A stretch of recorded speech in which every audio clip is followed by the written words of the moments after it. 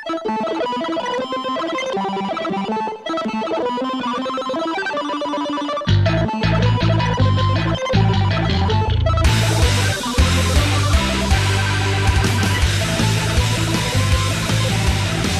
welcome to another episode of Rolling 20s. We are the show that doesn't mind if any fan art of ours is fat, thin, heavy, smart, stupid,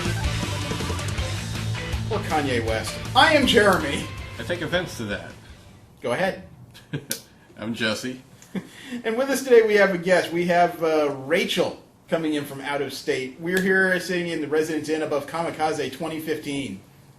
Go ahead and introduce yourself, please. Hello. I don't really know what you want me to say. Yeah, that's a hell of an introduction. Hello. My name is Hel O. I'm Chinese, apparently. You already got the name part down. I really like wontons. Crab rangoons, thank you. Not in the show, please.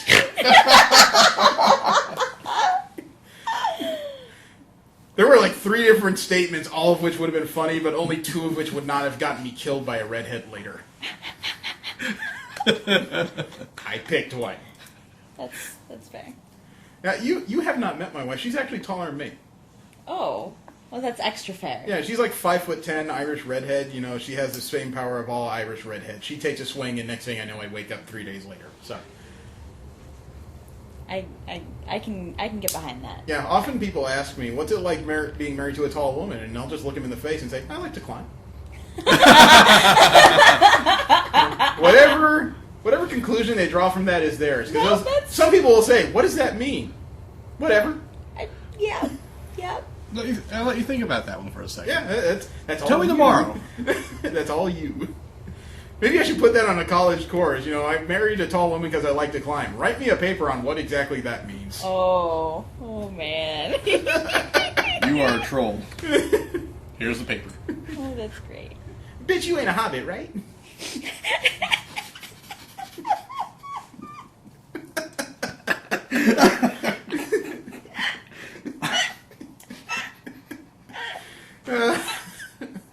You didn't have a captive audience. I broke our guest.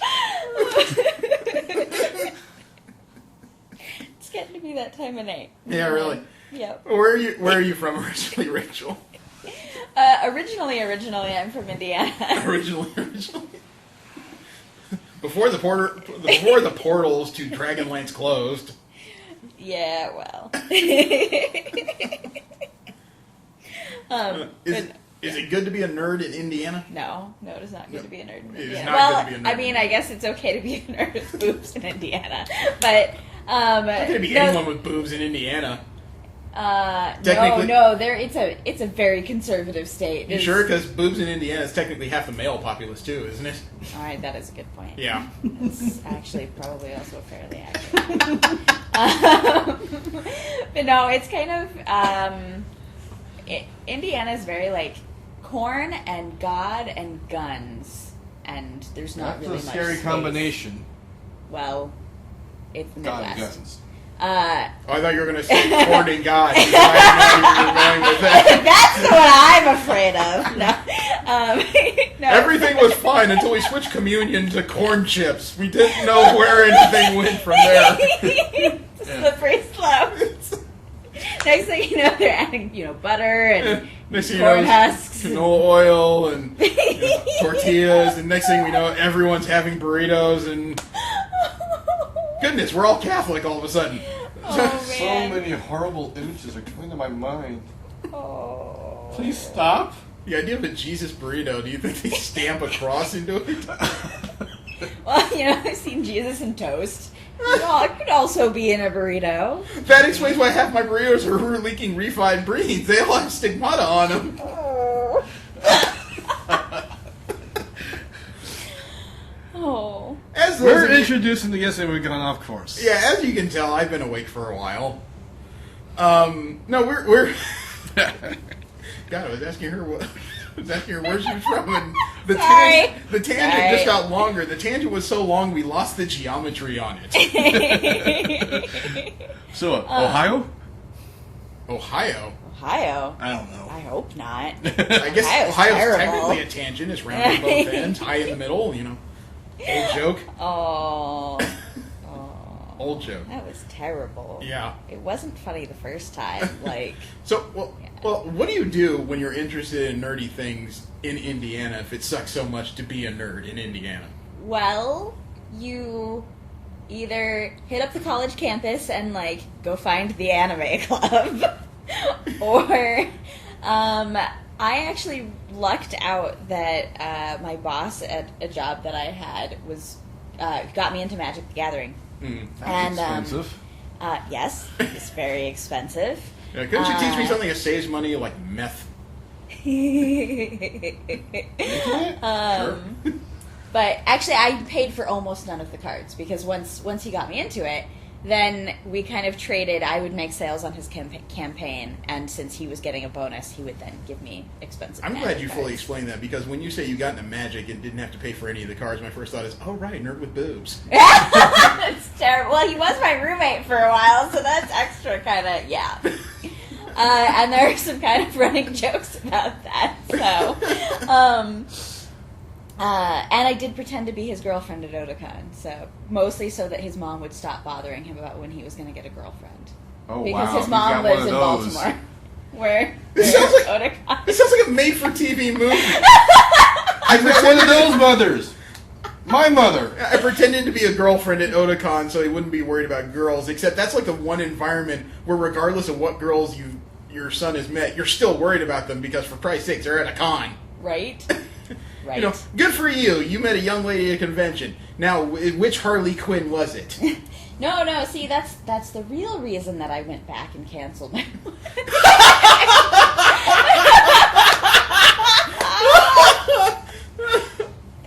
Oh, man. So, I just love that part of the story was that she went to Otakon the weekend of her wedding, delayed her wedding, then decided she wasn't going to reschedule her wedding. Yep.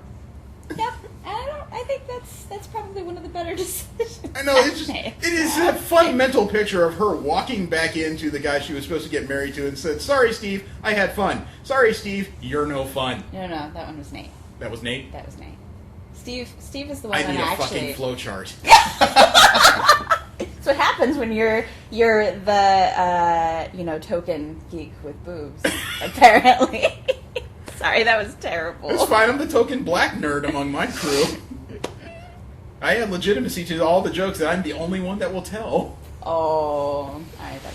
That's yep, that makes sense. I feel like you're probably the only one who can get away with telling those. I can, but I'm only half black, so it still disturbs everybody. Oh, yeah. Which I guess means all my jokes are only half funny. No, we're sitting here at Comikaze, and there's already been massive differences from 2014. The exhibit hall has moved to the West Hall instead of the South Hall at the LA Convention Center. Yep. The main stage is no longer at the back of the exhibit hall anymore. That's a shame. It's sequestered in a small section of the South Hall now. Which, that was kind of disappointing. It's very disappointing. It's broken up the whole thing. Now, I know, Rachel, you weren't here last year. You said this is your first Comikaze. Right. Yeah. The main hall used to sit, or the main stage, used to sit at the back of the dealer's hall.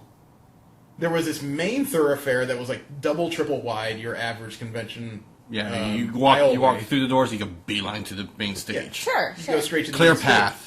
But the brilliant part was that the main stage was at the back of the exhibit hall, so anything you had second and third guest to purchase on you hadn't bought, I mean, every time you went to a main panel, you could second guess that purchase and take another shot at it. I feel like that probably was really helpful for the dealers. I'm sure they loved it. That was definitely a unique layout, and I thought it was ingenious. I don't think I've ever seen that at a convention before. That's really cool. It's a first for us as well. They're usually very well separated. Main panels are in some kind of large hall, small panels are in small rooms, and the dealer's hall is a world unto itself. But the past few years, it wasn't just the dealer's hall and Artist Alley that was in there with the main stage. They also had all the autographs, all the photo opportunities, Everything. all the guest stars. All of them were in one large hall. Wow. It was really easy to do everything in a day. Yeah, I don't know. I think one of my... seeing as how much of conventions for me are cosplay, Right. it's kind of nice having something that's a little bit more spaced out. Though this is a little bit overkill. Yeah. But I like being able to go wander out in the hallways because a lot of times those are like the best photo ops and everything. And it's Right. kind of fun. Well, But the layout they had prior to it was there was enough space between everything that you could, say, can I take a picture? Yeah, and just it would not hurt anyone.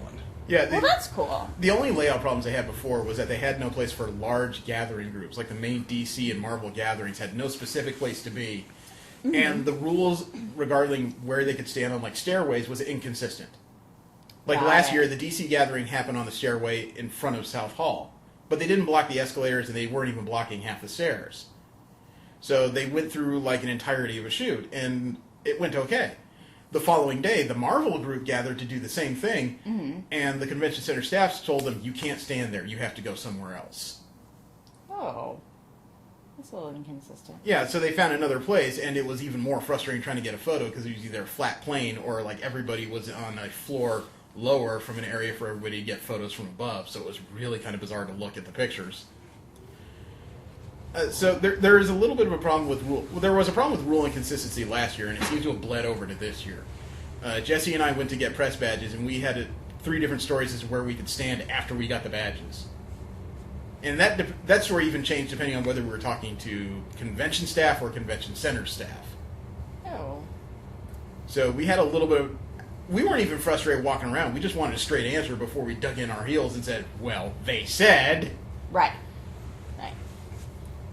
I will say I kind of lucked out in terms of, regular registration. It was really, really fast, and I think I spent more time waiting in the lines to, get into the convention than I did actually going to get the badge. Yeah, we did press registration, so we didn't deal with that. You said regular registration was really smooth for a comic It convention. was so fast. It was probably... I've been to a lot of conventions, and it was probably the fastest I've been to. Yep. There was literally no line. Yeah, we had the chance to observe 10, 15 minutes before they opened the main hall, and there was no line. There was just 8 to 10 really energetic people that were desperate to process something else. Yes. Making eye contact with them was an absolute mistake because they kept asking me if I needed a badge even though I had one hanging around. Would you like another? It's like, Yeah. hey, look. Yeah. It's like, look, I got it. And he said, oh, okay. Then he looked past me to Jesse and started trying to get his attention. Then I turned to the right, and somebody on the right side of my vision suddenly held up there. Said, I can help you here. Wait. No, please Stop. We just want to ask a question. Next! I know, that's almost that moment where suddenly there's green drool coming out of their mouths. I can get your badge. Oh, God, they're coming. Run. I love it. No, Oh. Thursday there were 4 people that were doing registration for literally no one. One other person. Maybe 2 other people came in after. Yeah, this convention's 50 to 60,000 people, and they don't even have a tenth of the staff that San Diego Comic-Con runs for registration. But they're running a similar type of system, and it has about the same level of convenience. You're barely waiting for anything. And that's kind of nice. It seems like conventions have finally figured out the more time people spend bitching about registration, the less time they're going to spend money. Yep. So we need to get them processed and get them through. Yes. The era of 2-hour waits for registration seems to be over. Really? Wow. Yeah, Anime Expo had it figured out this year, too. There was no line by 3:30. That's awesome. I don't know. The last con I went to was Rose City, and it's a little bit smaller. It's 20 or 30,000 people, I think. Mm-hmm. And since Dark Horse Comics is in Portland, Yeah. they own this little comic book chain there. And one of the stores closest to downtown throws a big party on Thursday, and it's also a get your badge party. So they do free food, and they do booze and loud music out in the parking lot and whatnot. And then you can also get your badge. That's dangerous because booze and a get your badge party. Because I could almost imagine somebody getting drunk enough and then somebody else standing in front of them. Okay, I've got your badge. Also, it's free. Reach also, into my it's free pocket and booze, find so. it. Wow. Which of my pockets has your badge? Take a look. Oh man. Guess where it's at? Hey, baby. Oh, it's fun though. It was a longer wait though, definitely, and so this was kind of a nice surprise. Okay, I'm glad it's not as I picture because free booze, get your badge party at a comic store. You could just imagine somebody actually being drunk enough to reach in the pockets, try to find the badge. That ain't your badge. That's my lanyard. Keep pulling it. Well, to be fair, the badges at least were in a well-lit place. Ladies and gentlemen, come to the main stage and get your badge. That's William with your badge on the stage. Have your dollar bills ready. Get your badge from William.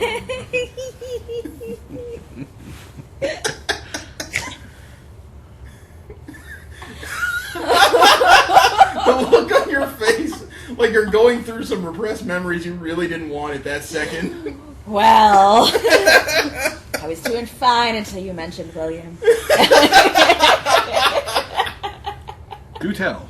No, Nope. William Tell. No William Tell. Ah. Renaissance joke. I see what you did there. The interior of the hall, the exhibit hall, is okay. It's still a little disappointing that the autographs, the fan sections, the cosplayers are all in another part of the building with the main stage. I really kind of miss that one-stop convenience to all my shopping and fandoms being in one place. I do think that I spent more time going back and forth in between the halls than I did actually, like, in a given hall. Yeah, and Did for you those, actually bake in the hall? What's that? Did you bake in the hall? was it warm in the hall? I think It he's was, saying. yes. I don't think he's asking if you made brownies. Are you sure? I mean, I was gonna, but Were with they that special? dress and, you know. Of course they were special. She was wearing that giant hoop skirt. I mean,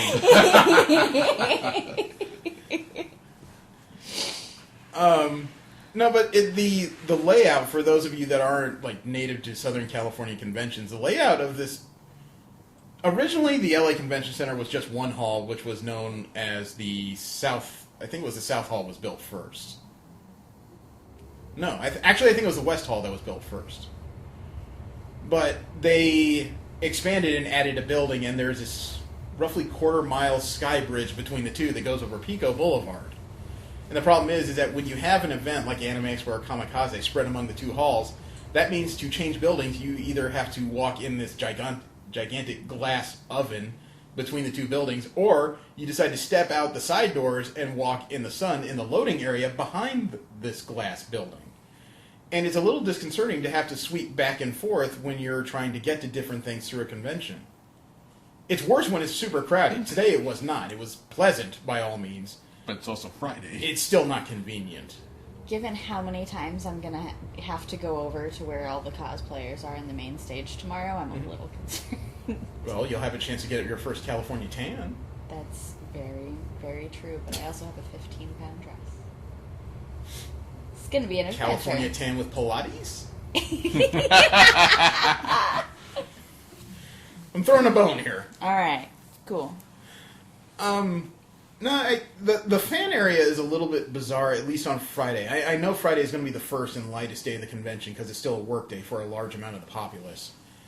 But it just seemed like the fan area was kind of quiet.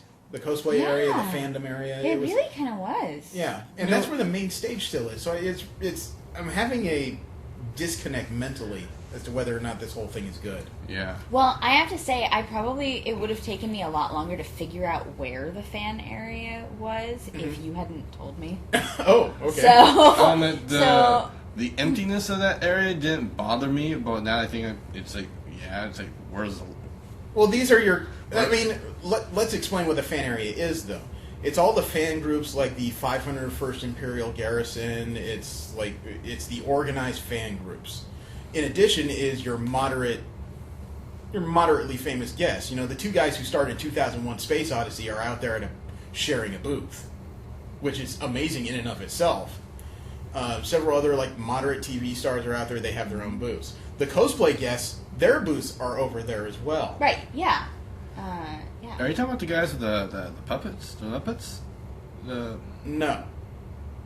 Those guys are also over there. Yeah. Are they over there? I saw them. I didn't see Yeah, them. they were I saw the ones them for a that little talked to you bit. the other day about superpowers. Last year about superpowers, which is better. Oh, they're there? Yeah, I didn't notice them. I saw them. Oh, okay. Which I think is for them, they rely on the crowd to get attention. There's barely anything there. They're getting nothing. I didn't understand what you said by puppets, because I'm like, I don't think Jim Henson's here. I don't know what you're talking about. Okay, I didn't know it was that that podcast crew. Yeah. No, Okay. it seemed really like underrated because there was a lot of really cool stuff. There was like this really cool maker space, and Yeah. there was like and there's a lot of cool cosplay guests and like all Yeah, kinds there's a of couple of stuff. notorious cosplay guests. Wind of the Stars is here as a guest. Spock Vegas is here. I saw That that. 6 foot tall, like Leonard Nimoy impersonator. He was here. And all those cars. From And like, all the DeLorean, cars, yep. DeLorean to I don't think those are the actual vehicles. I think those are cosplay cars. I think they're like replica cars people have been working on. Probably, but they're still cool. Yeah. There's the I'm not saying they're Jurassic evil or Park anything. It's just I've seen them in Sinister. a couple cons. I think Sinister DeLorean. there's this relatively new thing. I think people are calling it cars play because people make up their cars either in certain themes or as replicas as like infamous cars, That's kind of cool. and then they bring them to cons. It seems to be a growing thing, at least at comic book conventions anyway.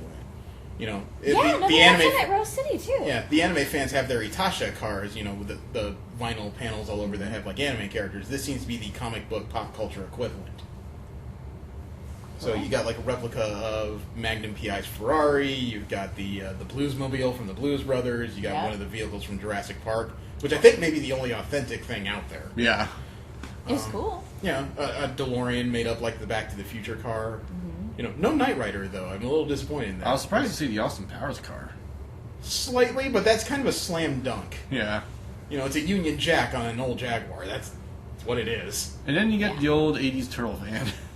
Yeah, that thing is making the rounds too. But I just miss being able to see it all in one place. Yeah, me too. I really do. It's different when you don't see a crowd around people or just a crowd in the background. It's just like, Yeah. it feels, for lack of a better term, empty. It does. It does. And Yeah. it feels like they're doing a disservice to the people who are in that section right Mm-hmm. I'm not saying they ostracized them. They didn't say, well, they're just cosplayers. F them. Send them over there. I think this convention generally doesn't announce the dates for its convention until about 4 months ahead of time, whereas most conventions announce it like 10 to 12 months ahead of time. I don't think they signed their contract in time to get the optimal situation for their Yeah. convention, and I think we're seeing an example of what poor planning can do. Which is a shame. Yeah. I mean, I'm not a fan of the movie 2001 Space Odyssey, but I will recognize it as one of those seminal works of sci-fi. Sure. Came out in the 80s. You know, it's as important to modern sci-fi as, like, Gone with the Wind was to cinematics way back in the day. And to have the two guys who starred as the two astronauts central to it, the ones talking to the computer HAL throughout this 3-hour Stanley Kubrick nightmare, to be segregated out of the main hall into this area that's not getting as much foot traffic is pretty close to a crime. Mm-hmm. Yeah, no, that makes sense.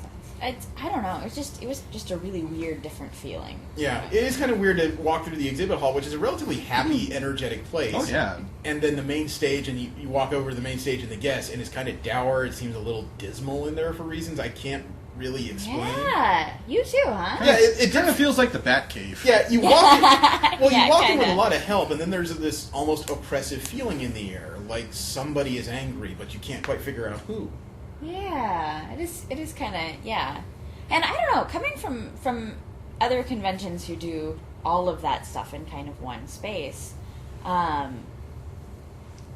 don't know, it's nice to have everything all together, even if it's not, yeah, sure, it might be like just cosplayers or just, I mean, Yeah, I know what you're saying. I don't think of it that way, but I think that can be kind of the mentality sometimes. Like, oh, well, these are like second-rate guests and whatever, so we'll put them over here in this other like We know a few afterthought hotels that think space. that. What? I say we know a few hotels that think that. About us. But I think that when you structure a convention like that, and that's the impression that you give, that it definitely sort of lends to the feel of the convention in a not positive way. Yeah. I will say this though: the dealers hall does have a pretty good variance of stuff down there. Yes. You know, I mean, I usually complain when I go to comic book or anime conventions and there's like 4 different people selling corsets, except these aren't just 4 people selling like vaguely similar sets of corsets or all going to the same manufacturer. I mean, one group of corsets was all pop culture stuff and like personally made. Another group was like reproductions of pages from comic books as a corset. A third place had like all these leather steampunk style corsets. There were some really cool And there's some. stuff. I saw one that did like superhero variants. Yeah, there was really good. Even the people that are selling similar products have this amazing variance of items. Booths very rarely seem to have the same item even amongst similar sellers. Unless they're Yes. selling Funkos. Okay, that's I saw like 5 booths. That's selling a them. whole different. Yeah, I'm not trying to play up my disdain of Funkos, but I honestly don't understand why people buy so many of these things. I don't know really either. don't. I don't really get They it. are one of the either. creepiest toys I've seen in my adult life. The button eyes are trying to steal my soul. I'm very confident of this. The only one that I've ever bought or been inclined to buy was Dr. Hooves for my daughter. Because she's Red really... tie or green tie? I don't There's remember. It two wasn't for versions me. of it. I don't know. It was just whatever one was there. Yeah, he's amazing. Oh, that's wonderful. But she's really into My Little Pony, but she's also like really into Doctor Who, like to the point where she doesn't believe in Santa, but she totally believes that the Doctor is real, and I don't have the heart to tell her otherwise. She may have the best religion in the world. Yeah, pretty much. We were having this conversation the other day about how she was telling me she wasn't scared of Goosebumps because, well, that's not real. She said nothing on TV is real except for Doctor Who. Because Okay, wait, pump your brakes, hold on, stop. She doesn't believe anything in Goosebumps is real, so it's not going to hurt her. But she will watch a show with alien brain-sucking parasites and think that's completely real. yes. And So my Your daughter is not going to an office when she grows up. She's going to be riding through the streets on a horse with a flaming sword. I feel like She's not going to have any fear. I feel like that's probably not far from the truth. So her reasoning on it is because I go to Gallifrey 1 every year, and there's this person who builds a Dalek that looks like it's actually hovering. Yeah. It's yeah. very cool, but I have what? video of it chasing after me one day. You know what so is missing? Those guys that are making those R2 units. Oh, there were some of those, and there was Really? a Wally. Yeah, it was over in the fan side. Oh. It's very cool. Did we go far enough to see that? We went through the entirety of the fan side, however, several tables were covered up. I get the feeling several Oh, people. maybe. We went later in the day, if you recall. There was right? a club. There was a club Yeah, that yeah. builds. Yeah. Yeah, They and probably- they had like 3 different R2D2s, and Which is a shame because Yeah, we went there at 4. It was like an hour and a Oh. half before they were shutting down. They probably shut down their Yeah, stuff I early bet in they life. left. I bet Which, they left early with how which is like a shame sad it because was over in there. prior years when everything is all the same hall, we saw those things running around all over the damn place. Yeah. Even saw one RT unit when I was hauled out carrying a little girl. Oh, I love it. Yeah, the top was popped like it was a soda can, and there she was, just sitting in the middle of the thing as her dad is driving it around behind him. That's fantastic. And to make the picture even better, not only was she sitting in this thing completely patient, but she had like a cup full of lemonade or something, was just sipping it as with straw stuck in her mouth like it was hermetically sealed. Oh, And that's great. You know, she had that expression, that kind of detached expression, that my internal monologue read as, you know, Dad, when I said we should hang out more often, you're a fucking idiot. Or you're a fucking genius. Oh, that's Perspective. great. I really like the R2D2s though.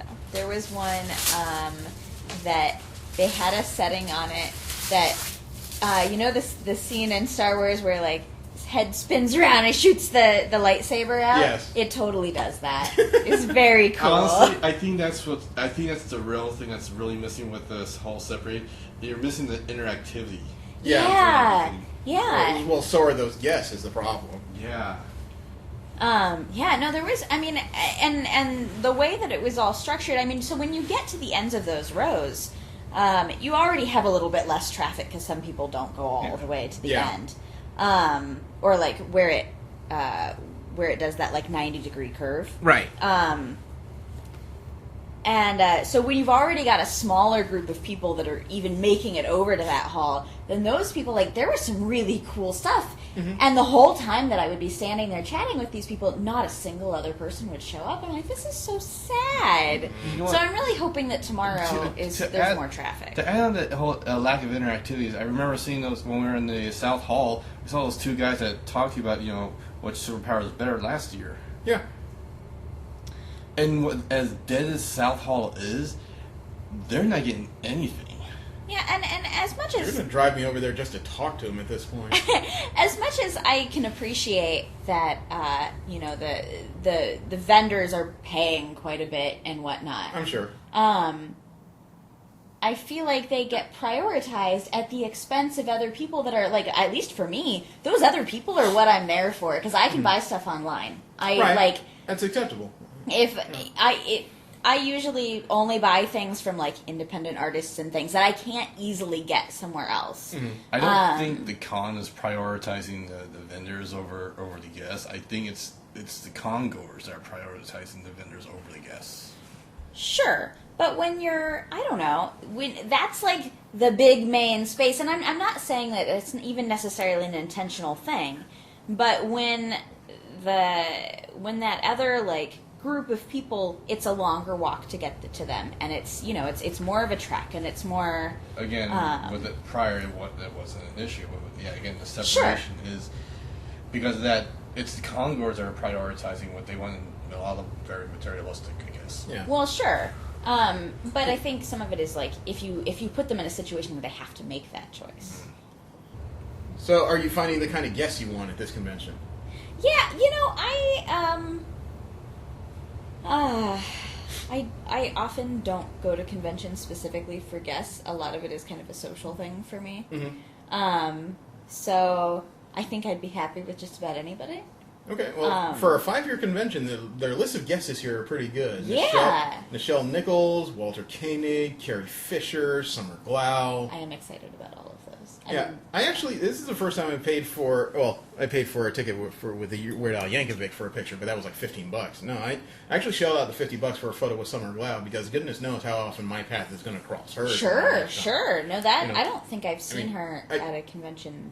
Yeah, you can make the same argument for Carrie Fisher, but I've heard of Summer Glau at many fewer places than I've heard of Carrie Fisher. Yeah, And, definitely. I think it's also my ability to control myself because Summer Glau, I know her as the third Terminator I've ever heard of. I've known her as a lady from Firefly. Something I've grown up with. Right. Carrie Fisher, she was doing sci-fi before I was born, so that technically makes her a sci-fi goddess, and I have a feeling I would just fanboy out. Completely. I think I would fanboy to the point where I'd need a change of pants, frankly. So I think I'm doing a healthy separation, keeping myself away from her. That's totally fair. That's fair. But, I was kind of surprised. For a 5-year con, there's a pretty good list of different types of sci-fi and genre people who are here. Yeah, no, actually, it was kind of a pleasant surprise situation for me because, so I came here sort of on a whim. Somebody asked me to cosplay, and then they were doing a big contest, and I was like, "Oh, cool! This is my thing." Okay. And then I just happened to look at the guest list because I was going to go regardless, and it was actually, as you said, like. They've got some really cool people. Yeah. I'm like, this is a super great bonus for me. So, yeah. I think it's looking good. I'm a little worried about the organization. It does seem like the Comikaze staff are not communicating well with the convention center staff. I'm also getting that impression. I've actually seen the friction. I've been the middleman saying, well, he told me, well, you sent me there, but I've come back because he just told me, and I get to be the deliverer of that kind of news. Yeah, well, and the con-goer should never have to be that. You would really hope not. No. And I staff at another convention, so I've dealt with this on both ends. Sure. And I don't like it anymore being a person who has no vested interest in the convention to have to deliver this level of news. Right. It's great that I have to go back to one of the surly convention center staff who just told me go away. Hey, look, the convention staff just told me to come back here and tell you I'm allowed to do it. And I get my big boy pants. Well. I mean, if there's big boy pants involved, then I guess. Usually big boy. I'm fat. There's always big boy pants involved.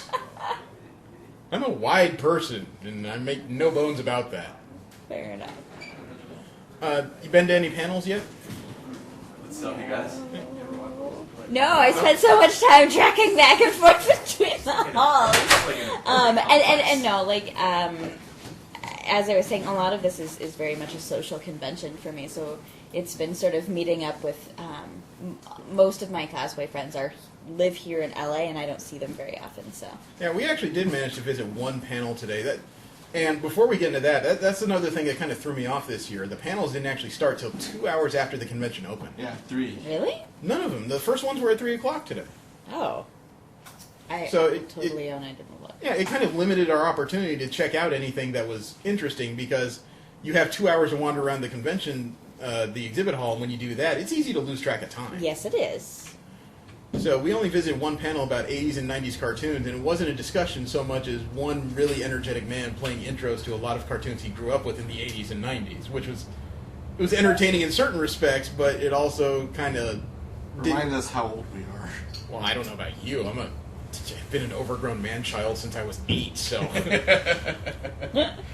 But it didn't leave a lot of what I thought was going to be discussion, dissertation, or anything. Yeah. It just kind of, this cartoon was really cool because, and this cartoon was really great because... It kind of tickled my nostalgia boner. It took your nostalgia boner? Tickled. Oh. Tickled. Okay, that's a whole different thing. Neither of which I want to delve into any deeper. Too late.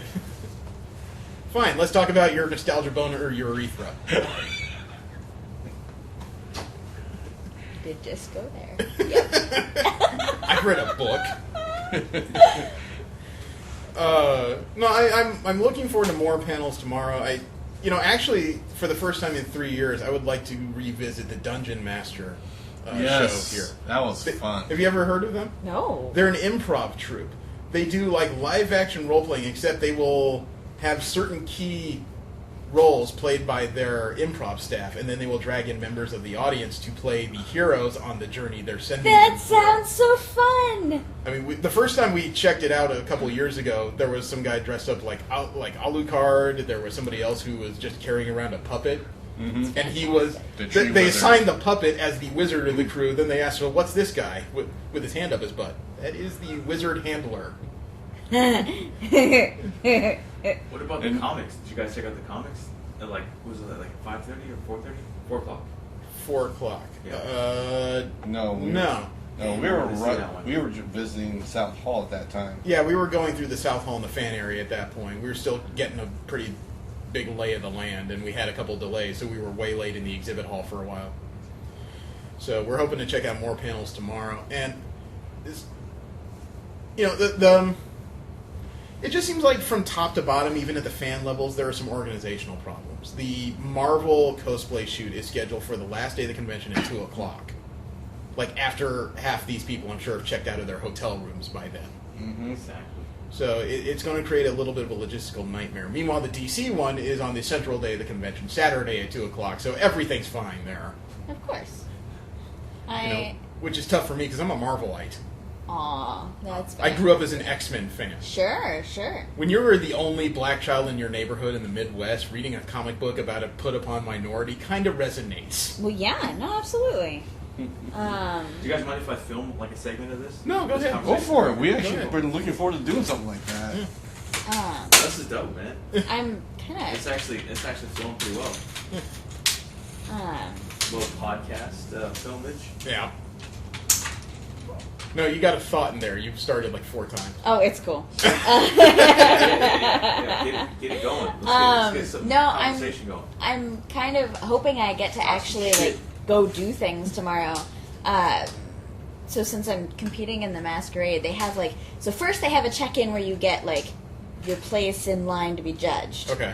at like 11:30, and then you have to come back and be judged, and then you have to come back again so they can get a final look, and then they have the actual masquerade at 4:30.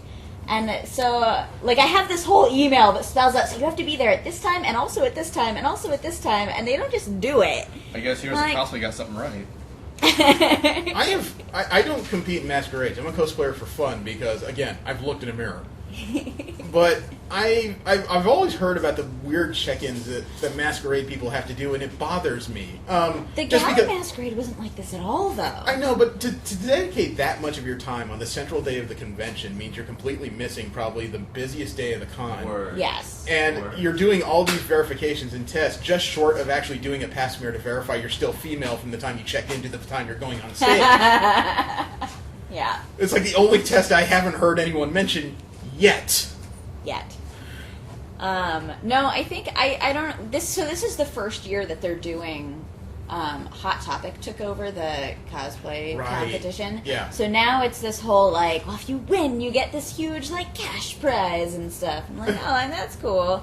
I just like to do masquerades. Sorry, It's cool. I was trying to picture a masquerade run by Hot Topic, and it's just, and if you win, you get 3 vampire shirts, and maybe you can come back and buy some overpriced cologne.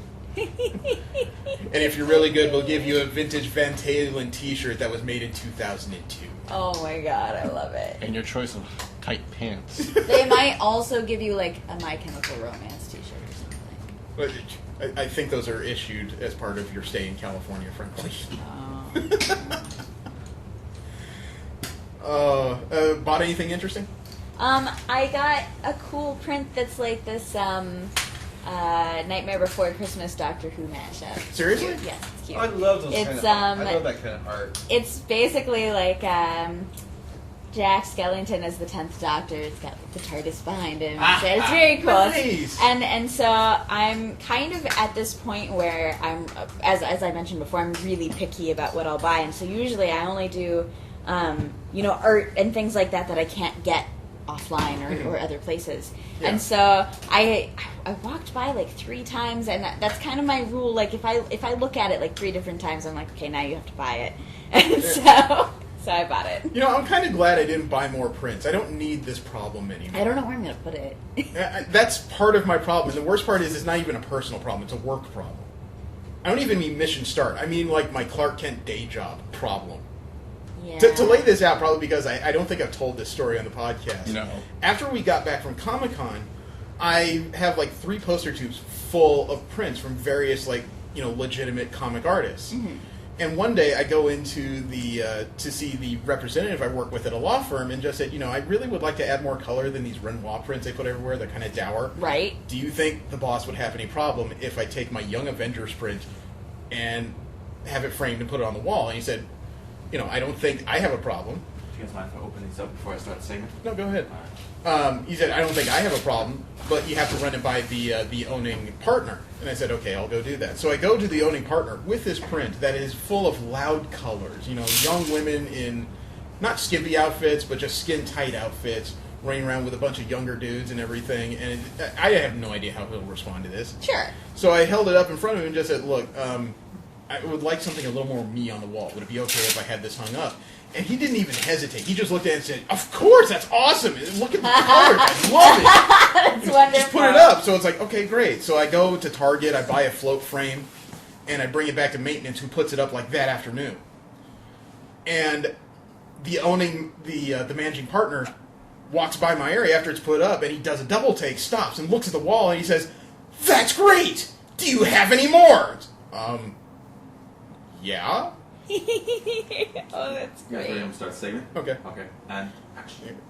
So after he tells me it's great, do I have any more? It's like, yeah, I got more prints. So I go back home, I pick a couple more prints that are office friendly. Right. I buy the frames, which are like $30 a piece. I bring them in, and I have the maintenance guy hang them up.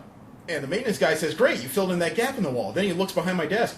But you've got that Renoir thing behind your desk. Do you have any more? It's like, screw you, give me money for frames. I'll bring lots. Oh, that's wonderful. So now, every time I come back from a convention, everybody in the law firm is just, no new pictures? Yeah. Oh, that's wonderful. So that's the problem I'm dealing with. And, I'm sorry, this all segues into a story, because I actually did buy a print today by accident.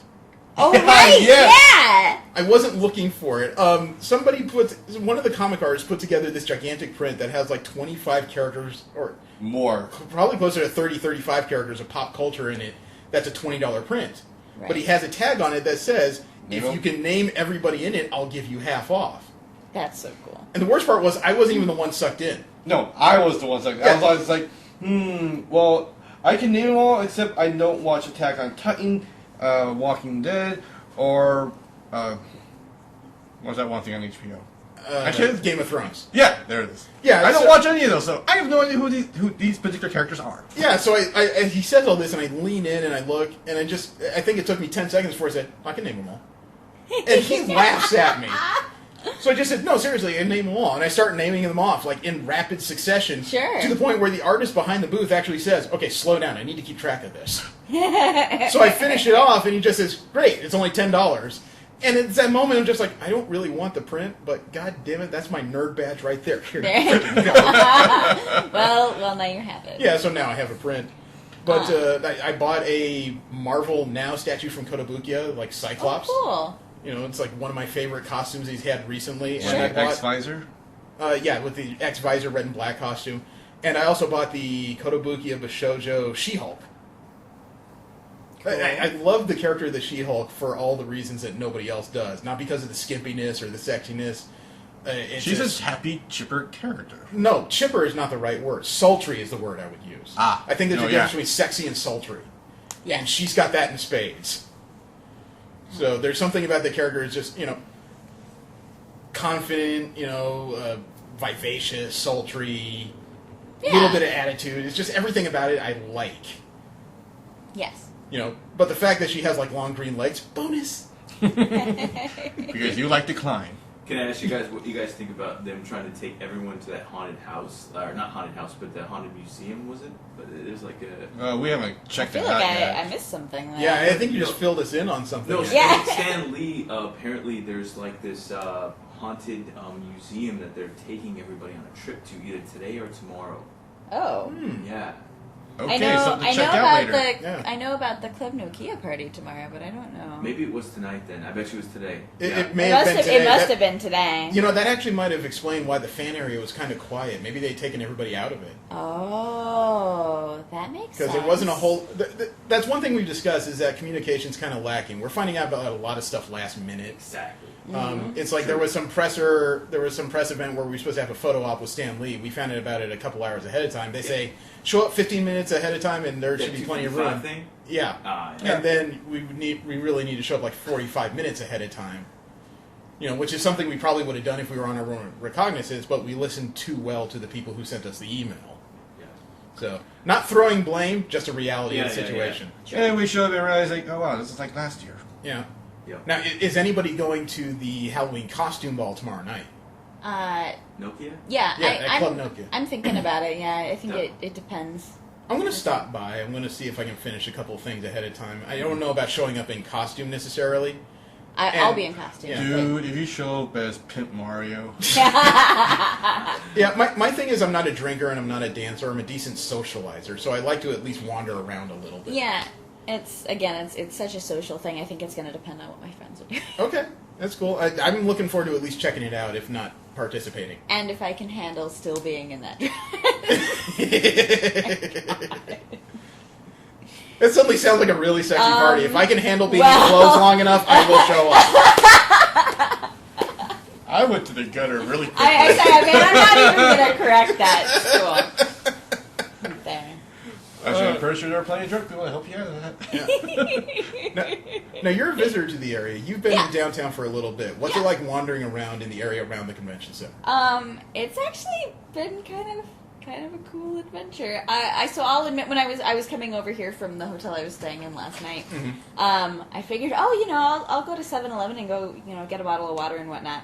And so I immediately managed to turn the wrong way on Olympia. Ooh. And so I went for like a 1.5 mile walk, and I found a different 7-Eleven. So In that was costume? a little bit... No, I was not in costume. No, not she was, No, she was- oh my this is god, pre-con. no! No, this is pre-costume. That sounds like the beginning of a God, joke, doesn't that sounds terrible too! Daenerys Everything. Targaryen walked into a 7-Eleven and walked up to the counter and asked for a Slurpee. Hilarity ensues. Oh man. But no, it's been kind of cool. So coming from Portland, Portland's like a little big city. Yeah. I'm from Seattle. I lived in Seattle for 3 years. I'm a little bit of a nomad, so. But yeah, I don't know. It's nice. It's kind of cool. It's. I think I'm here just long enough to be like, I should move to Los I find it okay around here. The panhandling can be a little aggressive. It's just there's Yeah.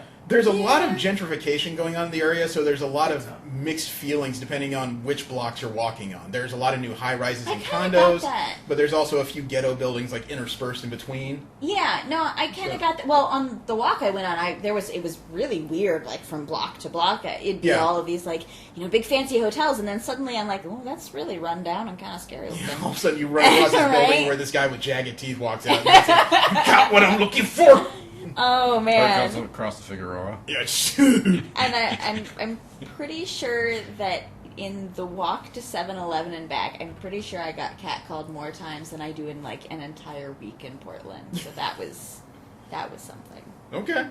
See, It's definitely a different kind of culture in a lot of ways. I think. that's just there's two different ways to handle it. You can either be that person that just ignores them and just doesn't, Yeah, I'm just blows kind of it like, off, yep, all right. or you could be that person that okay. just says, "That's right, California shit, baby."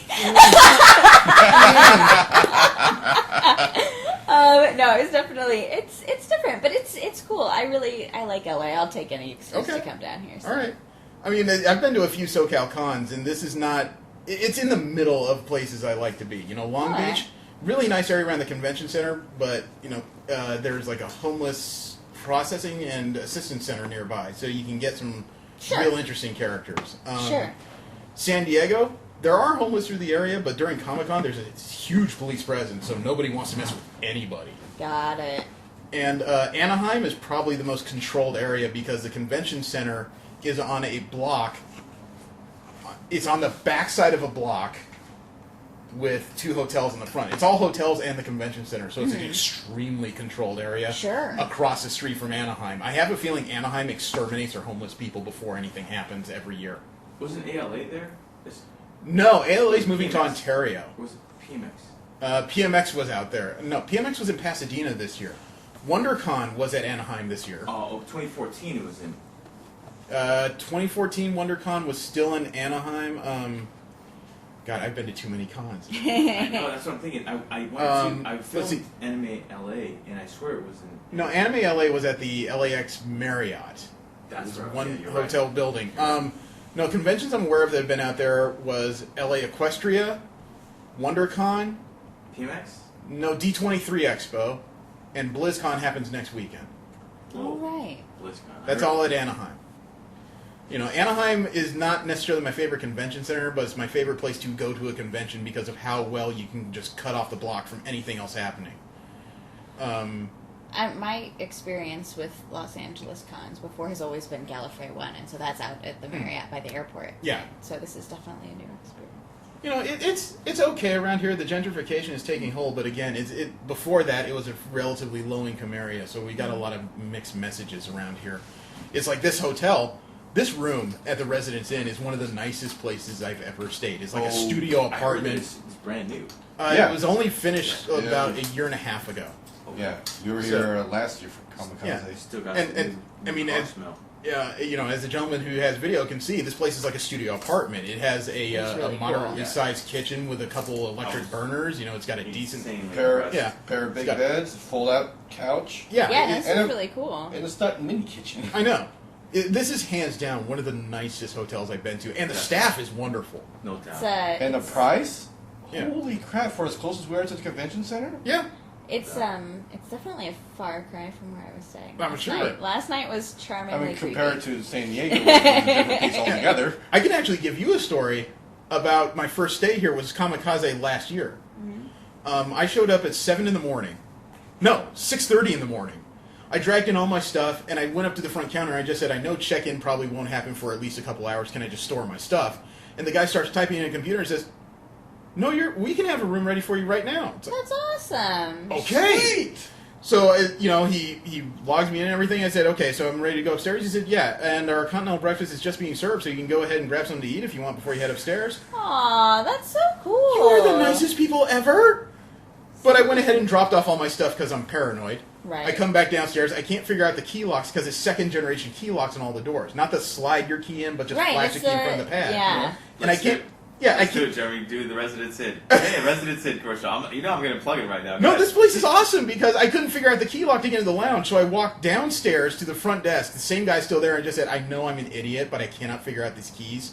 could you tell me what I'm doing wrong? He says, I'll show you. And he walks back upstairs with me to the lounge, shows me how it works to get me inside just so I can eat a free breakfast. That's so nice. So, oh my gosh. Plug yeah, him, bro. no, I'm not done. Plug him. Flash forward 9 months later, I go to the Anime Expo this year. I got this hotel. I was thrilled. I walk up to the front desk. The exact same guy who checked me into Comikaze last year is behind the desk. He And recognized you? before I said a word, he looks at me and says, "You're back." Aw, that's so cool. You're starting to earn a reputation. I had a total of 6 rooms here. He had them all checked in before 8 o'clock. That's so cool. Where should people stay for Anime Expo next year? Anywhere else, because this hotel is mine. All right. This so hotel's a what you're trade saying- secret. Don't stay here. So what you're saying is I censor need that. to like partner up with you again if I'm gonna go to Anime Expo. I'm like, all right, so this one, just for the room. No, I love the hotel, you know. It is a cool hotel. This hotel only has one problem for me. One. And it's a first world problem.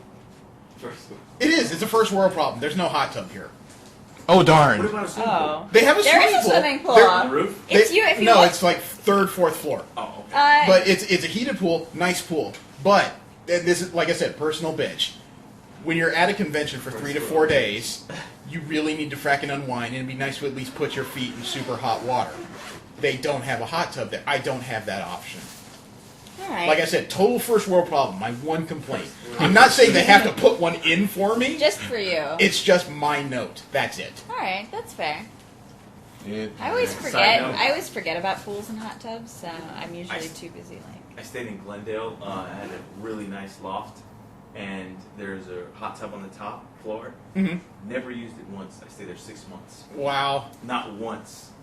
Yeah, I'm an annoying person, even at my age, at like near 40. I'm the guy that at the end of a con will stand there in my swimsuit in the middle of the room of people I'm in and just says, okay, who wants an end of con swim? Because I'm going to relax. And they all look at me like I'm crazy, and it's just, come on, you can see the whale hit the water. Come on. GW got to it last year at AX, or actually this year at AX. Yeah. Man, it was flooded with people. Yeah, I they, have footage of it, actually. I know. We had a conversation on the walk over about the JW and the issues they have with fandom. They don't know what to do with people over there. They really don't. Year before 2014, I stayed at the JW, and I was out there with my camera, just taking pictures of fans. People I was sure were going to the Anime Expo because they had the contacts, they had wigs in, Sure. groups of young people hanging around the pool. Within 15 minutes, one of the JW Marriott security guards appears out of nowhere and tells me I have to put my camera away. what? I know, 2013, I took a ton of pictures poolside. We've got great galleries on Mission Star Podcasts of stuff I took poolside. And they tell me in 2014 I have to put my camera away. I'm like, well, I'm press. Well, you didn't fill out a press waiver before you came. No one told me I needed one. Well, you don't have one, so put away your camera. And I was just like, wow, you must Wow. really hate black people. And I put away my stuff. And as soon as they walked away, all of a sudden 2 of the other guys just said, you're doing Anime Expo stuff, right? Yeah. They told us the exact same thing. I got third degree by this con.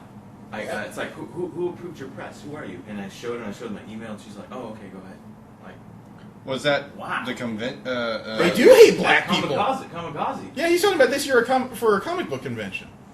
Wow. I'm like, yeah, that's, they approve, multi. That's wildly inconsistent because I had my press badge for Anime Expo. They still didn't like the idea of me taking photos of fans. And usually the rules are don't take pictures of people who aren't associated with the convention. That's easy. When you have a business class hotel, it's easy to tell which 20-somethings are at the con and which aren't. Yes. Yes. Holy frick, did we get off on a long damn tangent here. Big time. But it's hard to say what else about Kamikaze because the convention technically only just started. It wasn't even a full day yet. And the attendance... Some people may complain that the attendance out here is light, but it's easily argued it's Friday. There's a lot of people still at work. There's probably still a large amount of people that just showed up tonight, and even more they're going to show up tomorrow morning. Sure. So tomorrow's going to be the day where we find out how busy it is. I hope so. I look forward to it because the last few years have been really interesting. It's just with the logistics problems of splitting up the hall and then just the idea of walking people through that bridge, which I'm not a fan of during now Anime Expo ever. We'll see what happens. I'm used to those crowds from AX when I come to, LA Live. Yeah. Yeah, it's just without him, it's like it doesn't. And there always seems to be something that is completely just as large or larger of attendance than Anime Expo. Like for example, with the what was it maybe last year there was like some sort of like what was it? They had like all types of like geez, do you guys remember what it was? They had like Ferris wheels and maybe it was like a car show type. What the hell was it? During Anime Expo? Yeah, about 2 or 3 years ago, they coincided with the X Games. I think it was 2012. Yeah. 2012, like 3 years ago. But then again, in like either 2014, I think it was in 2014, there was still something just as large. I have a feeling you're right. There was some kind of coinciding event, but it wasn't one that happened in the building. It was just something in the area. Key Arena, right? I think there was something happening at Staples. Yeah, that's what it was. Not Key. Why did I say Key Arena? I don't know. That's in Seattle. Yeah. Yeah, Staples Center. That's the thing that I think a lot of people don't remember is that during the early 2000s and even like the first couple of years, Anime Expo was here. What? What are you pointing at? Nothing. You're freaking me out. I'm not pointing at anything. Okay. During the first couple of years, Anime Expo was here was like the end of the anime bubble in the 2000s. That's the last time anime was a major fad. Among like non-hardcore fans anyway. So when 2011, 2012 rolls around, I don't think people are reacting very well to the idea that it's not as big of a deal to the general fandom, or to the general public, I'm sorry. So Staples is going to start holding events during the same time as Anime Expo because I don't want to say they don't care, they just don't consider a large convention of anime fans to be a big deal. So they're going to hold basketball games, concerts, arena shows. They're going to do whatever because they just don't think that there's going to be enough general interest to take people away from those events to an anime convention. So I'm wondering, is it a competition thing, like where they want to compete, or is it a coinciding? Yeah, I think it's just a coinciding thing because Cooperative. AEG runs the convention center through contract with the city. AEG also owns the Staples Center. AEG also runs the Microsoft Theater. So they run like the two adjacent blocks here. So I don't think it's a case of don't care, just we're going to book as many events as we can because we get the money. So Comikaze needs to coincide with them and do the same thing to get a huge attendance like that. I think Comikaze is large enough where it's already outgrowing the LA Convention Center. But if they want to stay here, I do think they're going to have to make it clear that they need to be the show. They can do other stuff in the building during the same days, but they need to be the ones controlling the South Hall instead of the West Hall. Nice, yeah. Which is legitimate because, after all, this isn't just Comikaze. It says it in the title and on the website. This is Stan Lee's Comikaze. The godfather of comic books from the 60s to now is the one that has, let's not say he runs it, but he has at least partial ownership of this convention. Just sticking his name on this thing is going to be enough to drag people from across the country for the idea of seeing the guy who created characters that lasted 5 decades. Yeah, definitely. No doubt. I mean, the first year of this convention, it was just Comikaze, and Stan Lee was a special guest. The following year, Stan Lee and Elvira both bought into partnerships in the convention, and it exploded because he wasn't just special guest at Little Comic Convention. Little Comic Convention is now run by Godfather Lee. Yeah. Yes. And it is just, it is expanded faster than I think anybody thought possible. It's pretty. It's a lot bigger than I was anticipating. I thought it was supposed to be Actually. an introduction of a Chinese superhero, but it turns out there were like Japanese in the introduction, Japanese representatives in the intro today. That wouldn't surprise me because last year Stan Lee announced that he was partnering up with Yoshiki from X Japan to create a brand new graphic novel and superhero called The Blood Red Dragon. That's probably what it was. Like, it's like a neon kind of blue. Yeah. Yeah, that's the guy. Yeah. And they're on the main stage tomorrow. There's supposed to be a presentation, probably an update on the project. I don't know if Yoshi's going to be here because he showed up last year unannounced. Okay. Nobody knew he was coming until just before the con, and social media blew up. Yeah. So it wouldn't surprise me to find out that he's here again. Yoshiki is like not a social butterfly. He's a media butterfly. He'll do anything that catches his artistic fancy, regardless of how outlandish it is. Got it. And just him showing up, I wouldn't say the crowd around the main stage was huge, but there was more than enough young anime fans and girls who showed up to crowd that stage that made me suddenly feel like I was the dirty old man in a Rumo Takahashi anime. That's why I go to Dragon Con. Yeah. Dragon Con is an adult con. It's Yeah. like, man, I love Dragon Con. It was even worse because I got hate radiated at me during the announcement of Blood Red Dragon last year. Well, after they announced this partnership, seeing Yoshiki and Stanley on the same stage is like seeing Odin and Thor, or Odin and Zeus getting ready to punch each other. But, after it was done, Stan Lee went immediately off stage. Yoshiki stuck around to sign things for his fans, which is really cool. And because I was standing near the front, when he was grabbing things to sign, he was like leaning almost directly over me. And all I had was a camera. I didn't come prepared for signatures. So as he's leaning over, all I say is, as he's hovering over me, I really appreciate your work. And he doesn't even look at me, but he says, thank you. Which is a nice little acknowledgement. Then all of a sudden, there's like 3 girls around me who all say, I appreciate your work too! Oh my god. And he doesn't say anything. So all of a sudden, there is this aura of hate I can feel building around me. You said you got a sunburn on the back of your head. It wasn't a sunburn, it was goddamn heat vision. Oh, So man. that's the thing that really strikes me about Kamikaze when you talk about it as a whole. This is like a more fan immersive Comic-Con.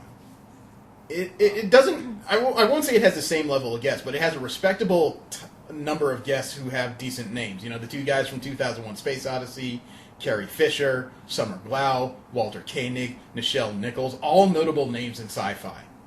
But instead of being like on a large stage and almost incomprehensibly unable to be interacted with, most of these people have tables of their own in the fan sections that they're going to engage with people at some point, sign autographs, take photos. Let alone, this convention is still having industry panels. It's having announcements that don't happen at any other convention. It is like a mini Comic-Con that is much easier to get into. For now. For now, Yeah. that's a fair statement. I think you can officially say after this year and the level of people here, LA does in fact have its own Comic-Con again. Whether or not it's going to be able to keep it is a whole nother problem because that building is antiquated. At its best description is antiquated. And with the fact that Kamikaze is now spread among the 2 halls, regardless of logistical issues or not, you can already say it's outgrowing that building very quickly. Yeah. So unless the expansion they've talked about happens very quickly, I don't know how much longer Kamikaze can exist there. The next largest building I can think of for them to go to would be Anaheim, which changes the complexity and their fan base slightly.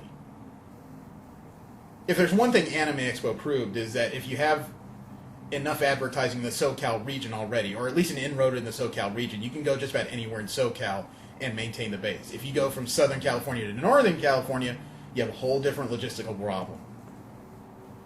But, the next largest buildings besides the LA Convention Center are Anaheim and San Diego. And San Diego is a much bigger building, I think. It can handle a larger convention more easily, but the hotels are much more expensive. Mm-hmm. So Anaheim, I think, would be the next likely landing point. Anaheim has WonderCon, after all, for most of its years. WonderCon is coming here next year because Anaheim is under renovation as they build an expansion. 2016, nice. Yeah, 2016 is happening at LA Convention Center. Nice. But just about everybody's confident is moving back to Anaheim because Anaheim is adding another 210,000 square feet in meeting space. Nice. Not hall space, but like panel and meeting room space. Wow. Okay. So I don't think that WonderCon will stay here. In terms of small outfits like us, though, what do you think that we should be doing in terms of getting our foothold in these growing, industries to not only facilitate us to pay for hotel rooms and cost of traveling. For example, my friends from Beatdown Boogie, Micah, they're partnering up with Autodesk, Mm-hmm. and they're making money that way. How can we make money with this? We get in, you know what I mean? That's a difficult question to answer because there's so many podcasts and self-made media individuals out there. Right. And when I say self-made, I don't mean people like Donald Trump who will claim the world and deliver nothing. Yeah. and I sit here as a podcaster, and I will freely admit, podcasts are a dime a dozen. How do you stand out? I don't think there is any particular way to stand out, because what makes somebody tune into a self-made media person is different from fan to fan. I think what you got to do if you're going to stand out and have any hope to make money is somehow connect with industry, and it doesn't have to be as strong as, I interviewed Stan Lee, therefore I have made it in the world. Yeah. Which it would be true, but how often does that opportunity come up? No, I think you got to find a partnership with another business who's looking to expand their own reach. And I can actually tell you something that's happened to our show. We have been invited by a company to be podcasters at a booth at the Great American Comic-Con happening this December in Las Vegas. Nice. And as part of the deal, we're not getting a hotel room. We're not getting money. All they're going to do is supply us with badges, but they're going to supply us with, instead of taking our mobile gear around from table to talk to people, they're setting us up with a booth, so they're going to send the guests to us. Any guest that signs up has the option of doing an interview with us. Nice. Which is an awesome prospect. Yeah. And this is not a big thing. This is like a single hall convention, a smaller convention. However, it's a convention that already has a team that created Swamp Thing, and Len Wein, who's a co-creator of characters like Wolverine and Colossus and Storm and Nightcrawler. Nice. And these are the people we now have a shot to interview by no other grace than partnering up with this business, who is not only going to allow us to interview them, but they're going to rebroadcast our podcast on their own website. So we have a chance to reach a whole new group of people who probably never heard of us. That's very cool. So you guys should have been there when he completely lost his shit when that call came in. It's a great announcement, because as I was telling the guy who runs Mission Start, we have like 5 podcasts, and how many of them have been... Any podcast can run long enough to apply for media, and make it legitimate enough to just get a free badge to a convention. But how many people have been asked not only to go to a convention, but to interview people who have standing in industry? And I think that's the inroad, is that you have to have a company willing to put you in touch with enough industry individuals. Yeah. And then you have to make the most of that opportunity, because if you're a boring interview, they're not going to come back. But if we can make it fun and interesting and show that we understand something about the industry, they're more likely to talk to their friends and mention the fun time they had. And if you have something to promote, maybe you should talk to them. Nice. Congratulations. Thank you. Cool. So I'm looking forward to it. I'm fracking giddy, but I will not lie, I'm nervous as hell, because our weekly show is comic book news and convention news. So now I've interviewed people who have been video game designers running in like Kickstart video games. I've interviewed reality TV stars. I've interviewed people who are trying to put together books and comic book projects. I haven't interviewed anybody who can honestly say, I've worked for Marvel, I've worked for DC, I've worked for Dark Horse, but that opportunity is coming in 4 frickin' weeks. Yeah. So I'm excited. Nice. And nervous. Cool. Yeah, I now get to fill 3 days or 2 days of convention time with whatever's in between interviews, so I'm trying to figure out what content to do in the meantime. So now you have to save for the hotel rooms, for the cost, for food. Exactly, because they're only covering the cost of badges. They were nice enough to ask us to go. However, as I explained, or as I think I've just said, this is a rare opportunity I don't hear of many podcasts getting unless they're already making money. Yeah. This is our shot. Yeah. And as I told my boss, who said he was nervous about it, and I grant him that because I asked for help from the website. The website doesn't make much, but I asked for help. And he said, conceivably we could lose from this. And I had to be honest with him. We could absolutely lose from this. There is always a chance that we screw it up, but this is our opportunity, and if we don't try, we're 100% losing this without a chance for success. Same thing with me at Dragon Con. I'm asked to back for press, and the same thing happens where can I afford the hotel room? Can I afford going out there and effectively interviewing people and creating good media in a certain amount of time? And I'm worried about the job becoming like a deadline process. Like I've seen my friends from Beat Down Boogie, the quality of their work when it comes to deadlines, like a week after the event, they want something done by then. Yeah. And it's not as good usually. That's fair, and I am not paid currently for the podcast or the work I do for Mission Start. Jesse, I know, isn't either, because I'm the one that's supposed to be handling that particular issue. Rachel, we haven't met, but maybe we'll throw a bone. I don't know. But the thing is, though, is that we are a website of unpaid individuals, so it's hard to enforce deadlines.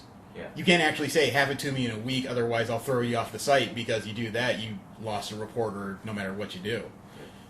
If we can make money, then it'd be much easier to hold us to particular deadlines. You know, you don't do it within 2 weeks, and I'm not paying you for the job.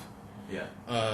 So, you know, even the members of my own show, if they can't make it, hopefully I have enough of the others to show up where I can record a show. If I can't, I have to call it, just because I have no way to enforce them. I have no way to force them at all to make it to the shows, other than I think we'll have fun. Yeah. Autotest literally paid for the airplane ticket and for the hotel for Beat Down Boogie to attend, and it's like, that's a gem, man. Like, how does that? Yeah. Yeah, no, absolutely. Nice. Our gem is the booth. That's awesome. You got to have all your material written out. You got to be ready. That's the other. I know we're way off context in Kamikaze, but it's true, because I talked with the guy who runs the website, and it's like, yeah, if I was going to do interviews, I'm all set. I got business cards, I got the mics and everything. And when the company said we can give you a booth, it's like, I'm not going to say no. But now we need business cards, we need flyers, we need a couple of other media items to draw people there. And I told him, if you got any contacts with like web comics who have any prints, you know, ask them to send us some prints. We'll put them down on the table and hand them out. And the boss asked me, but we're not doing the comics. Doesn't matter. We just need people to come by the booth and hopefully listen to us long enough to actually be interested in us by offering them a freebie. Nice, man. Yeah. So it's all about, it's different materials. You know, we're not just wandering around as nomads like we do at most conventions at press, you know, just trying to talk to people. Now we're going to be sat in one place and have to be interesting enough to bring other people by. You know, considering our podcast is called The Rolling Tongues, I think we need to get a gang of D20s. Raffles, free T-shirts. Yeah. Oh, God. Wow. The whole thing, man. Yeah, you know, dancing girls would be nice, but I don't have that in my budget. Oh, yeah. What is it? Yeah. What It's is it Vegas, called? after all. Hired goons. Nice, You know, bro. I just hope to finish the costume before the convention, because that's probably going to be the loudest form of advertising we could have, is to have me sitting in something boisterous. Or just get one of those like shepherd hooks and just like pull in cosplayers as they come by and be I like, see- oh, we've seen this one looks like plenty a mage. I've tried that, but he sharpens the hooks. Oh, ruining Well, we just everything. asked one of the Jack Frost that's out there to do that. Maybe. But, God, we really got off the subject. You really did, man. I don't. Yeah, we even gave them an announcement, too. Yeah, we did drop an announcement I thought we were going to hold till next week, but it's the truth. We've been invited to Great American Comic Con, and we've accepted. That's so cool. I'm So- very happy for you. It's going to be groovy. The chance to talk to Len Wein and ask him a bunch of questions about characters from the 60s that have been around for 5 decades, Yeah, no, that's cool. I'm really looking forward to this. That is And very cool. if you had ever told me that when I started a For Fun podcast that I have a chance to talk to the guys who created Swamp Thing, I would have laughed directly in your face with spittle and everything. This is going to be so cool. Yeah, no, that's Hopefully awesome. it'd be more than just you and me. Hopefully we get Steve to come. I'm hoping for at least V. You know, Steve, I understand his schedule is very weird, but V I like taking in these shows because you haven't met V. She's the one female member of our cast, and I brought her in because she doesn't generally read comic books in her own time. Okay. I brought her in specifically as our fresh perspective. She's a girl that can actually tell me, as an average nerd who's not a comic book reader, is this good? Yeah, no, that's awesome. So I would really like to bring her down because she's never been to Vegas.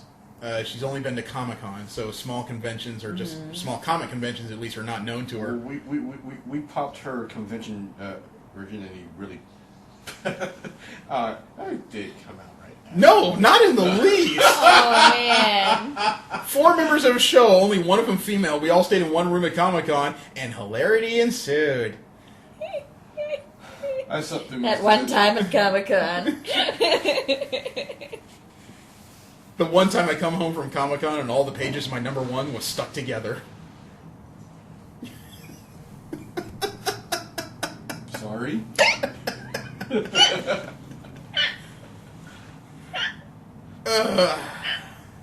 And it was a She-Hulk number 1. But, boom!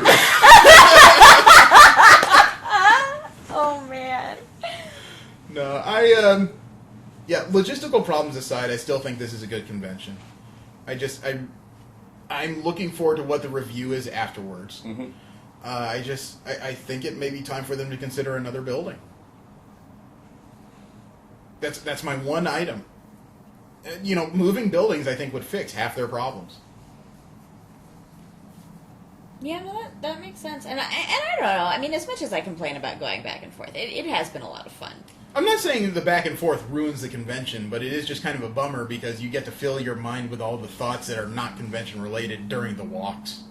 Yes, there is. Because I mean, even if you're still physically and mentally there at the convention, all of a sudden the mental dialogue isn't, God, I was really glad to meet them, or man, it was great to pick this up. All of a sudden it's, I really hate schlepping my ass 10 minutes across this bridge just so I can see something else I want to see. Yes. That's assuming you're indoors, because otherwise it's just, fuck, it's hot.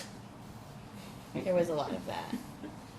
Actually, Definitely. isn't it hot like on either side of that? Yeah, but there's a difference when it's just warm in the building and then there's the sun oppressively beating down on you. At least outside you have a chance of wind. Actually, that was the one thing I was kind of surprised about, was that normally when you go to the Anime Expo, the food trucks are out front, Oh yeah, and in this case, all the food trucks are in the rear. the rear where everyone back of the bridge. lines up. Did you notice it? Yeah, Yeah. lines up to, No, 'cause I to went- registration. That was weird. I didn't go across the bridge every time. I went outside one time and I was like, oh, there's food trucks here. And it's like they're like luring you out Yeah. into the... I actually had the opposite experience because as we were leaving one hall to go to the other, I directed Jesse outside because I really didn't want to walk through, whatever crowding there might be in the glass bridge. Sure. So as we're walking through, I see a couple people walking back the other way with like cafeteria, like paper trays with grilled cheese in them, and I'm thinking, wow, the restaurant here sells grilled cheese? How retro. That's interesting. Then I noticed a grilled cheese truck, and I'm like, oh, right. And all of a sudden I noticed there's like 4 or 5 rather notable Southern California food trucks in the back of this place, which I am grateful for. I don't need a food trucks because I'm worried about caloric content. I'm already a big boy, and I don't need to make it any bigger. However, I felt a little bad for them because I would not have known they were there if it wasn't for the happenstance of walking outside. There's no signs or no explanation. Yeah, no, that I you can just get kind of food out stumbled. there. I just kind of stumbled into them. I'm like, I'm oh, curious I'm why not really they hungry decided now, to but put this it is there great. instead of in the parking like they usually do. I think I don't quote me because my memory isn't great, but I think there is a few across from South Hall, across the street, like there is during Anime Expo. But because we're not generally in South Hall, I didn't look. Yeah, that makes sense. You know what? I just recall last year they were out there in front of South Hall. Yeah. Well, I mean, the trucks were out in front of South Hall because the convention itself was in South Hall. This year, the convention's in West Hall. But still, there's that parking area, that closed-off parking area or street area right in front of West Hall where they could have put trucks out front, but did not. They put them all in the back of that sky bridge that, again, we wouldn't have known about unless we happened to walk through the back of the bridge. Which is a little sad. Maybe they thought that if they lured people out there to eat, that people would keep going into the other hall. I don't wonder- It's know, right man. next to the exhibition hall, so I wonder, because it's not like Comikaze would be in charge of where they're placed. That would be the convention center staff. Yeah. I wonder if the convention staff said, Oh. here's another group of those fans, like the ones at Anime Expo. Well, they walk all over the place, so they'll be able to find this too. Except Comikaze is not as big of a convention, so there's much less of a need for them to walk that path behind the bridge. Yeah, that makes sense. I wonder if they just overguessed how much comic book fans will wander versus anime fans. It is definitely a big difference. I think so. Comic book fans don't tend to be as nomadic as anime fans. Anime fans are more likely to search every nook and cranny of the place, if not to get a better picture of their costume, than to search to find the better cosplayers to get pictures of their costume. Yep. Whereas comic book fans are more like, well, I have to go back in the exhibition hall because that's where all the comics are. Yes. that's where all the swag is at. Yeah. Comic fans are definitely more about buying the collectibles, whereas anime fans are more about the sociality these days. Or the party. Yeah. Go to the forums. Yeah. In But, either case. I want to know what the review is going to be, because tomorrow's going to be the busy day. That's for sure. Oh, So I'm simultaneously dreading and looking forward to it. I'm looking forward to it. I just want to visit more panels. That's all. Oh yeah. I'm hoping I actually get to go to panels. That would be nice. It was nifty so far. The rooms are nice and everything. It's just, like I said, because of the way everything was laid out and the fact that the panels opened 2 hours after the exhibit hall, it was really easy to lose track of all time and just get stuck in the exhibit hall. Sure. So tomorrow, everything opens around the same time. Be much easier to wander around. I was not used to having a convention where the Friday didn't start till 1 p.m. That was weird. Little bizarre. I thought it was bizarre too, but I think it was their. I think they understood that not as many people come Friday, and I think it's also to give everyone kind of a break, kind of ease them into the insanity. Maybe. I don't know. Maybe. I don't know. I'm just used to, like, if I'm going to make a weekend of a convention, I'm going to make a weekend of it. You know, and so showing up at one was weird. Actually, there is one aspect of this convention we've completely missed, and we usually ask you. What do you guys think of the cosplay around the halls? Variety. Yeah, It's- it's it's- definitely... Yeah, we generally talk about cosplay as, I mean, the fans at a convention are as important as the people running it. If the fans are no good, then you don't want to come back anyway. It is all over the place, and some of them are very creative. I would say Yes. so. It's a little bit different than what I tend to expect at a comic convention. Yeah. Like Rose City, for instance, pretty much everybody I ran into was like variations on superheroes, or like very very true to like comic book characters. Yeah. And here I'm finding a lot more variety, which is really cool. Well, it's because a lot of the comic book characters have been around for so long; they have different iterations and. Well, sure. I just mean like people's choices of like who. Okay, so like you go to an anime convention and you can tell like what anime is currently like the What's big big, thing yeah. because Yeah. there's like 500 Roy Mustangs here and like Or how many of those guys from Attack on Titan do we see? right exactly. Wow, we could fill an army. And, Enough that they killed all the Titans, therefore they're not here. and Except for that one walking. Hey, I did that once. and to some extent, when I go to comic conventions, I run into that same thing at Emerald City and at Rose City. Yeah, it's like It's for very anime cosplay is a bit more purist in that sense. No, anime cosplay is just a little more regimented. yeah. You know, out here, though, I was kind of impressed because when it comes to the Comic-Cons in Southern California, San Diego Comic-Con, cosplay light. Very. You know, it's definitely very. more about the business and the industry than it is about the fans out there. Mm-hmm. WonderCon is cosplay intense. You know, you can barely go anywhere without finding 20 people in very bright and imaginative costumes. Comikaze falls somewhere in between. Yeah, it's Yeah, definitely it's definitely a somewhere in the middle And- kind of convention. yeah, that's it. There's a lot of interesting cosplays out there. There are some imaginative cosplayers out there, but I wouldn't quite call it dense. They're easy to pick out. There's enough of them that's very obvious there's a good amount of people cosplaying, but it's not exactly like WonderCon or Anime Expo where you swing your arm and you're hitting Naruto in the side of the head. Well, when I say variety, I mean it's like it spans everywhere. I've seen everything from Marvel, DC, to anime of various things to American productions, current and old. Like, Yeah, but there's been a really wide variety. they have been showing imagination here, though. I mean, before anything even opened up, the first thing we ran into was Sith Lord Anna from Frozen. That's wonderful. What about I the Invader Zim cosplay? Oh, that was That was fantastic. nice. The gigantic, like, mascot-style costumes. And then we ran into the Sailor Avengers. Yes. Yes, I saw those. What's I better, saw Sailor those. Avengers or Avengers Moon? Sailor Avengers. Sailor Avengers.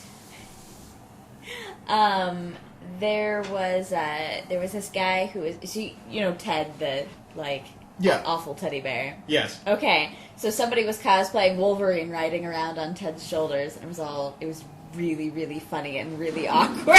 And that was just, so I've got a picture, I'm like, that's it, that's the convention. Actually, the convention for me, in a nutshell, was what we saw during the fan area. Like I said, it was really quiet when we walked through today. Sure. But all the fan areas that had to do with Star Wars got a surprise guest.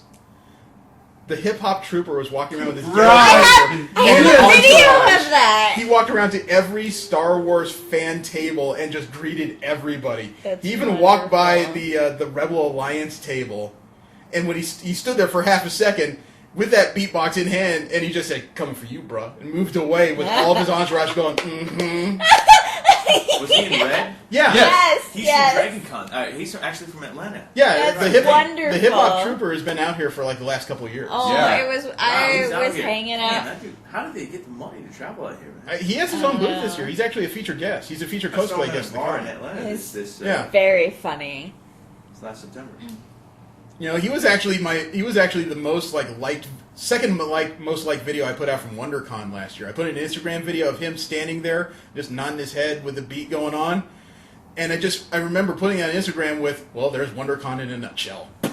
What he had in his medallion? He has like a guy in the medallion. Have you guys seen it yet? I haven't gotten a really Oh. close I look need at to, it. No, I need he to was- interview him about that medallion. He was coming through with his entourage when I was taking a break and sitting down, and I just barely got my phone out in time to like get them as they were walking past. I'm like, that's wonderful, actually. Yeah. Yeah, that's a sample of the imagination that I'm talking about. Yeah, no, I love that. It's fantastic. You know, I think it's been an hour and a half, so I think we can cut this down soon. But I will end this with saying there have been problems, but there is still a gem underneath the coal.